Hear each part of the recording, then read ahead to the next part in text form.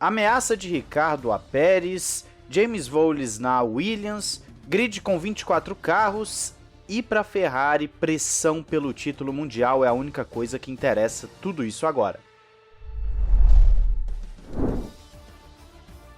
Olá amigo do Ressaca Fórmula 1, seja bem-vindo a mais um vídeo, eu sou Matheus Pucci. Vamos às principais notícias, lembrando que tivemos vídeos nesses últimos dias, dá uma olhada aí e vamos começar então com a Red Bull, mais especificamente Sérgio Pérez. Na sexta-feira ocorreu o evento de lançamento do novo layout do RB19, carro da equipe Red Bull para 2023. Os pilotos Max Verstappen, Sérgio Pérez e o reserva Daniel Ricciardo estavam presentes no evento. Durante a coletiva de imprensa, os jornalistas questionaram mais especificamente o Pérez sobre a presença de Ricciardo, que havia sido dispensado da McLaren no final de 2022. Sérgio Pérez respondeu cautelosamente sobre Daniel, já que alguns jornalistas especulam que a presença de Ricciardo pode ser uma ameaça à sua posição na equipe. Pérez explicou que quando você está na Red Bull, é necessário dar o seu melhor e que a equipe pode escolher qualquer piloto que desejar. Ele também enfatizou que é uma sorte ter Daniel por perto, devido à sua experiência e conhecimento sobre o carro. Segundo o mexicano, Daniel será uma grande ajuda durante os fins de semana de corrida. O mexicano afirmou que está trabalhando duro para maximizar o potencial do carro e lutar pela vitória em cada corrida. Como curiosidade, vale lembrar que o Pérez substituiu o Albon na Red Bull a partir de 2021 e o Albon, por sua vez, substituiu o Gasly, que havia sido sacado em 2019 e transferido para Toro Rosso novamente. Ou seja, nós temos um histórico na Red Bull de transferência de pilotos, o que é, ao meu entender, normal. Sempre falei que se o grupo acredita que essa é a melhor escolha para ele, não há nada de errado quanto a isso. Mas o histórico em si talvez seja sim um alerta para o Pérez de que se ele não entregar resultado, o Ricciardo pode entrar, o que eu duvido muito, para ser bem sincero, pelo simples fato que o Ricciardo está em baixa e por mais que ele goste da Red Bull e tenha tido seu melhor momento na Red Bull, ainda assim não sei se a Red Bull estaria considerando colocar um piloto em baixa como o Ricciardo. Mas qual a sua opinião? Deveria ter essa troca ou não? Diz aí nos comentários. Vamos passar agora para a Williams. James Vowles tem grandes planos para sua entrada no projeto para a próxima temporada. Como sucessor do Capito, ele será o alvo de muitas expectativas e precisa conduzir a equipe em direção a um objetivo comum. Nos últimos anos, a equipe britânica tem lutado para se manter fora da parte inferior do campeonato, de construtores principalmente, e precisa fazer mudanças significativas nas próximas temporadas para alcançar melhores resultados. Com a saída de Nicolas Latifi e a chegada de Logan Sargent, a Williams espera elevar ainda mais o nível de seus pilotos, mas ainda não há certeza do que o americano é capaz de fazer em sua primeira temporada na categoria. Alexander Albon, por outro lado, parece estar pronto para liderar a equipe, coisa que na verdade ele fez já na temporada passada. Antes de tudo, o Vowles está trabalhando nos bastidores para fortalecer a cooperação entre os membros da equipe, o que ele aprendeu a importância durante passagem pela Mercedes. Acredita que é crucial que todos na equipe entendam a importância de trabalhar juntos e que isso inclui tratar seus colegas com respeito e ajudá-los a crescer para alcançarem juntos um objetivo final. Certificar-se de que todos entendam que se trata de trabalhar juntos é extremamente importante, declarou o James Vowles. Pois bem, a Williams vai tentar sair desse buraco, fico na torcida para que consiga, é uma marca gigantesca, a segunda maior campeã de construtores da história da Fórmula 1, inclusive é seguida pela McLaren, que não vive o seu melhor momento, né? Mas a Williams também está muito mal, tem sido a pior equipe do grid há algum tempo, e espero que deem a volta por cima, e eu quero saber a sua expectativa para a equipe de Groove. Diz aí. A FIA, Federação Internacional de Automobilismo, abriu oficialmente um processo de inscrição para duas novas equipes para o grid a partir de 2025. Isso nós já havíamos comentado. O detalhe é que nós temos alguns pontos importantes abordados pelo Martin Brundle. A General Motors confirmou que pretende enviar sua inscrição conjunta com a Andretti através da Cadillac.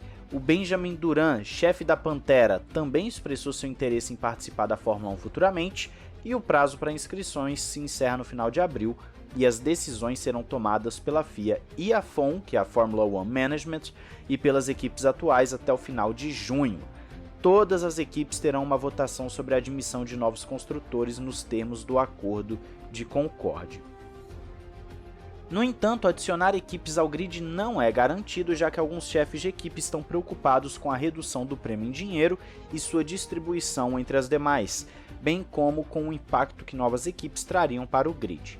O ex-piloto de Fórmula 1 e hoje analista da Sky Sports, Martin Brundle, acredita que um grid de 24 carros aumentaria o espetáculo da Fórmula 1 e que o interesse atual dos fabricantes globais faz deste momento o certo para se envolver, depois que a Ford anunciou sua parceria de unidades de potência com a Red Bull na sexta-feira. Brundle argumenta que a questão é logística e financeira, e se pergunta se os novos carros caberão no pit lane, no paddock e no grid. Além disso, ele acredita que 24 carros seriam ótimos, pois seriam 29 corridas nessa temporada, 23 grandes prêmios e 6 corridas sprint, com 20 carros no grid. Brundle também argumenta que a casa intermediária da Ford é interessante, já que a Red Bull teve a Infinity por um tempo, depois a Aston Martin e posteriormente a Aston Martin virou a sua própria equipe. É basicamente uma questão de marcas, então a Ford seria mais uma marca expositora do que propriamente alguém que vai ajudar a Red Bull. Ou seja, o Brundle está falando basicamente que concorda que 24 carros seria muito melhor, já que em 2023 teremos 29 corridas com apenas 20 carros, e quanto mais carros, melhor. A Fórmula 1, pelo visto, alterou o regulamento, que alguns anos atrás poderia até ter 13 equipes, agora são 12, mas ainda assim 24 carros é melhor do que nada. Quero saber a sua opinião aí nos comentários sobre o que o Brundle falou. Agora vem a parte principal, aquela que o ferrarista chega treme, né? O pessoal aí que torce para a Ferrari já tá ouvindo essa conversa tem um bom tempo, e eu sei que alguns aqui no canal falam que eu odeio a Ferrari, outros que eu amo a Ferrari, mas o interessante aqui é que a Ferrari, sim, deveria voltar a disputar título, seria muito bom. Antes de adentrarmos a matéria mais a fundo, gostaria de lembrar do nosso guia da Fórmula 1 2023, se você não adquiriu, tá aí embaixo nos links no comentário e também na descrição. O pessoal tá comprando, tá começando a dar review, muito legal, muito obrigado pelo feedback de vocês. Já tô vendo pontos a melhorar para a próxima edição e eu tô muito feliz que vocês estão não somente adquirindo, mas gostando do conteúdo que eu fiz com o maior carinho para ser simples, objetivo, mas também informativo para vocês. São mais de 140 páginas, dá uma olhada aí se você ainda não adquiriu, o preço é mais simbólico mesmo, eu acho que tá muito barato para o conteúdo que está sendo entregue. Mas enfim, vamos voltar aqui. O chefe da Ferrari, Benedetto Vinha, enviou uma mensagem forte e clara ao novo chefe da equipe, o Frederic Vasseur. Segundo a revista Speedweek, Vinha deixou claro que o único resultado aceitável é o título mundial. A Ferrari passou por uma temporada decepcionante em 2022, o que levou ao afastamento do Mattia Binotto, devido à falta de apoio dos executivos da Ferrari, incluindo Vinha. E a Ferrari tinha tudo o que precisava para vencer o campeonato, mas falhas técnicas, erros de pilotos e estratégias questionáveis levaram a uma grande perda de terreno em relação aos seus concorrentes.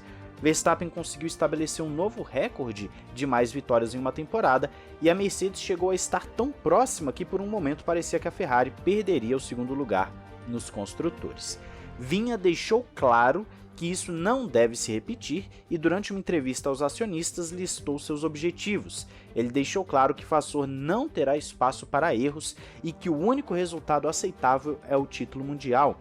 Além disso, a Ferrari não quer apenas o título na Fórmula 1, mas também quer ser uma das líderes no mundo virtual, incluindo esportes, participação em 3 campeonatos, Fórmula 1, Mundial de Endurance e Campeonato de GT. A Ferrari também está trabalhando em seu centro de simulação em Maranello, que é usado por jovens pilotos da academia. Em resumo, o Vinha deixou claro que o objetivo da Ferrari é vencer o título e estabelecer-se como líder no mundo virtual também, e que Frederic Vasseur sabe o que precisa ser feito para alcançar esse objetivo. É pressão pouca ou não? Quero saber a sua opinião aí nos comentários, mas o Vasseur já começa com uma bela de uma responsa.